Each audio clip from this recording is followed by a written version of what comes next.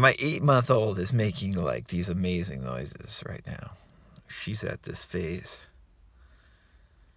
where the noises are just amazing. So any noise I make in these car videos, she puts to shame. Remember that. Babies usually put us to shame. They humble us. In the best sense of the word. I thought I would touch upon something today that we were talking about yesterday in a subtle way. This is all very subtle. Yesterday's video was talking about Bob Dylan, his book Chronicles, and just kind of some of the things he wrote in there and how they resonated with me, and how I'm sure they resonated with some of you as well with the quotation that we wrote. The quotation that we read, excuse me. But yesterday I was connecting it a little bit with some of these law of assumption ideas that Neville has, right? These rather nuanced ideas, I think it's fair to say. If you're unfamiliar with my stuff, except through these car videos, I would suggest looking at some of the, stuff I've written about Neville back in the day, like in 2015, 2016, like my book, Relax More, Try Less. I discussed some of the nuances of Neville's law of assumption advice in that book, and my own personal general approach to applying that in my own life. And then I've done several podcast episodes where I discuss in a more meditative way than these car videos some of the emotional nuances you're going to go through when you're applying law of assumption ideas, right? Because there's so many. And I'm actually going to link below to a Reddit post I did last year, which just talks about one or two of those nuances. And I want to just go into that nuance a little bit more today from a slightly different angle, I guess you could say. And this ties together to what we were talking about at the end of the video yesterday, which is that when something's over, if you assume something's done, it is done. It's done. And that emotional space, that space of mind, that imaginative space, it might not be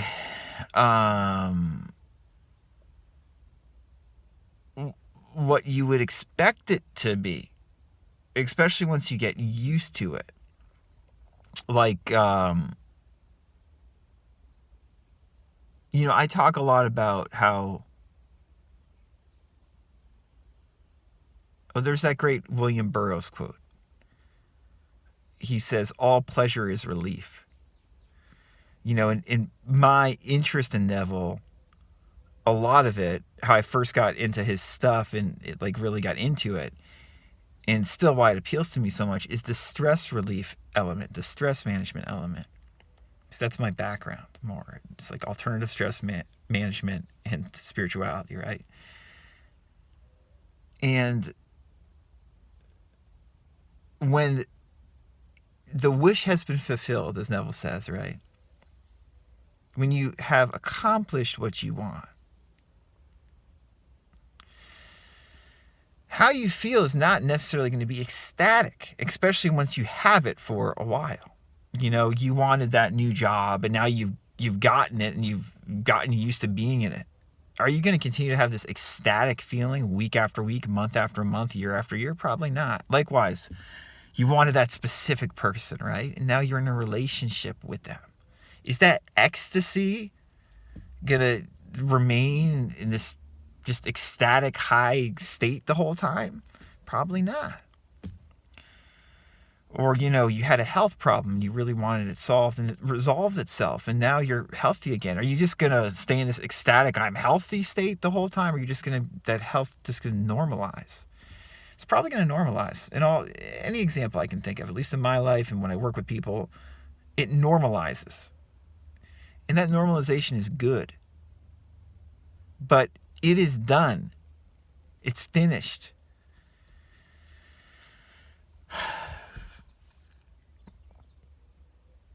Imaginatively, we can go there, right? And Neville always talks about that. It's relatively easy to do. You go to that place where it's finished. The imaginative act of the fulfillment has happened, right? So you're looking at an act that's in the future that you want, an imaginal act. You're looking at it like it's already happened. Now, when you really do this the way Neville suggests, the way that Neville advises, using the law of assumption, it's already happened. Imaginatively, it is done. Creation is finished. Imaginatively, it is done. And a lot of the time, people do this and they have all these feelings of ecstasy because, oh my God, it's done.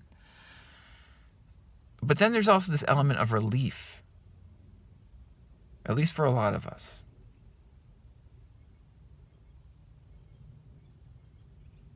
And that relief is what's going to be more permanent in your life in all likelihood. That element of relief. And it's done and everything's okay. It's over.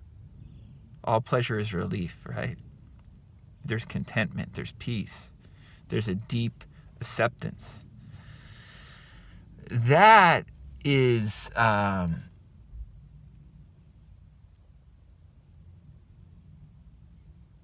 very different than, oh my God, it happened.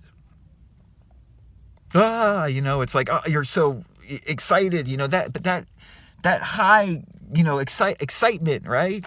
It's not going to last. And that's a good thing. You don't want that excitement to last, It's too, you don't need that. At least most of us don't. People watching this channel, you don't need that probably. If you like my sensibility is anti that, basically. My sensibility, this, what we're looking at is like peace. It's over. It's done. So, it's funny, like that Neville exercise that's very popular these days is like, I remember when.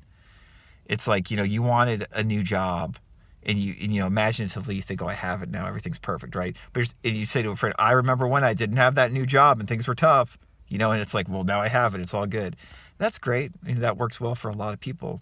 Doing that makes them feel better and helps them manifest that new job. But you can go further than that, imaginatively. I mean, Richard Dotz has a book called Playing with Space and Time. I think that's the name of the book, Playing with Space and Time, or Playing in Space and Time. And like, that book just gives a lot of good examples, but there's a lot of books like that. And Neville stuff's all about this. Like, you're playing with your imagination. So your fulfilled event, like you wanted a new job, instead of like, I remember when you didn't have that job and now you have it, it can be like, you can go 15 years ahead like that. Talking to a close friend or your partner. I remember your first few jobs, first few years in that job, and weren't they great, and it's even better now, or whatever it may be. It doesn't have to be from before. You don't have to remember when you didn't have it and now you have it. You can remember when you already had it and you've had it now for a long time. You understand what I'm saying? That's just one example of countless examples. You can play with this stuff. But when we're utilizing these law of assumption ideas, if we're looking at this in this law of assumption way, right? The general idea, the big picture idea is that it's done. It's over. It's already happened. It's done. Neville's not unique in talking about this. People are just not aware of other teachers who are good in manifesting spaces when they say that. For instance, I was listening the other day to like an audio from Amanda Francis, who's a great modern teacher. She focuses a lot on money mindset, but she's just a terrific teacher when it comes to manifesting concepts. And I don't even know if she's ever heard of Neville before. Okay. And she's a much, much more successful manifester than people who are into Neville. Most of the time, most of the Neville teachers out there today, Neville gurus, right? But she was just talking about like this idea of like, her family used to say, because they're from the South, this saying like, I've been done with that. Like, I'm done with that. I've been done with that. Like, it's over. I've been done with that. Like, it's done.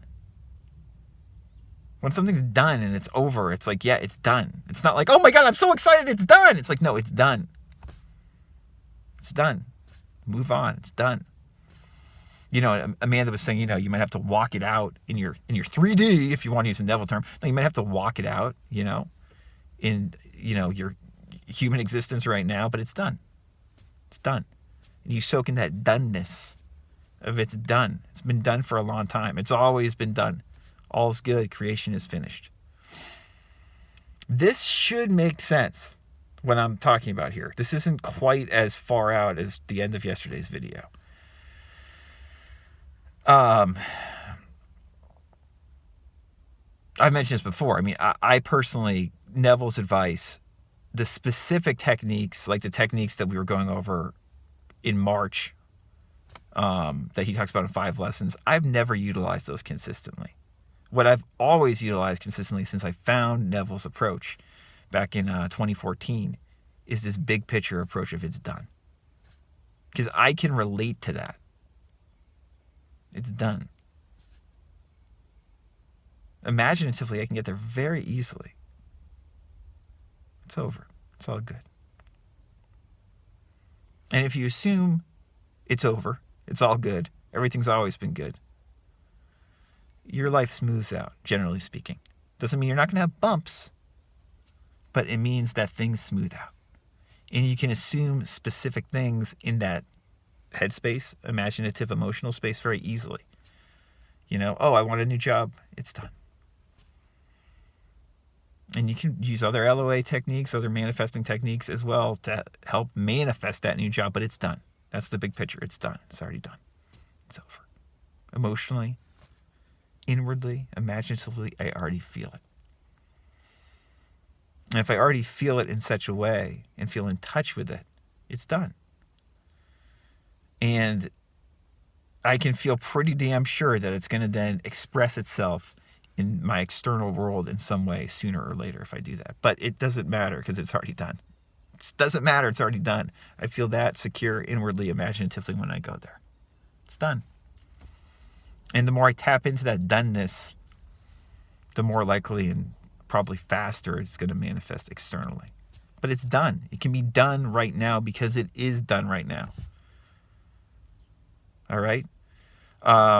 Reminder, I'm doing a group coaching session, a free group coaching session, which I really don't do very often anymore. Next Tuesday, April 11th, at 4 p.m. Eastern. If you want to join us, you can email me at info@radicalcounselor.com, info@radicalcounselor.com. And yeah, if you have any general questions or, you know, want coaching, just let me know. You can contact me on that email. Until next time, and as always, it is done.